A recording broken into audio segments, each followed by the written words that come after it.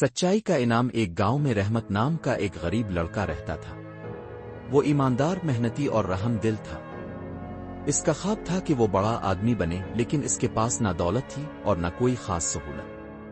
وہ روزانہ مزدوری کرتا اور جو کچھ کماتا اس سے اپنی ماں کا پیٹ پالتا۔ ایک انمول خزانہ۔ ایک دن جب رحمت جنگل میں لکڑیاں کاٹ رہا تھا تو اچانک اس کی کلہاڑی ہاتھ سے پھسل کر دریا میں جا گری۔ دریا گہرا تھا اور وہ بہت پریشان ہو گیا۔ وہ دریا کے کنارے بیٹھ کر دعا کرنے لگا، اللہ، یہ کلہاڑی ہی میری روزی روٹی کا ذریعہ تھی، میں اب کیا کروں؟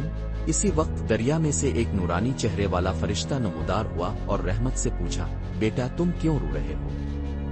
رحمت نے سچائی سے اپنی کلہاڑی گم ہونے کا قصہ سنایا۔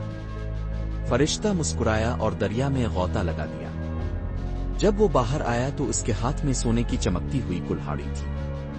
کیا یہ تمہاری کلہاڑی ہے؟ فرشتے نے پوچھا۔ رحمت نے حیرانی سے کلہاڑی دیکھی، پھر سر جھکا کر کہا، نہیں بابا، میری کلہاڑی لوہے کی تھی، یہ نہیں ہے۔ فرشتہ مسکرا دیا اور دوبارہ دریا میں غوطہ لگایا۔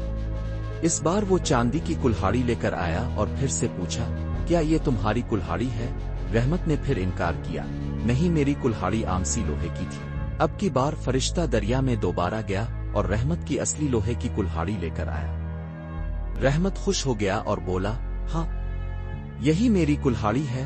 ایمانداری کا انعام۔ فرشتہ رحمت کی سچائی سے بہت متاثر ہوا اور کہا، بیٹا تم بہت ایماندار ہو، آج کل ایسے لوگ کم ملتے ہیں۔ تمہاری ایمانداری کے انعام میں تمہیں یہ تینوں کلہاڑیاں دیتا ہوں۔ رحمت حیران ہو گیا، لیکن وہ جانتا تھا کہ حرام کی دولت زندگی میں برکت نہیں۔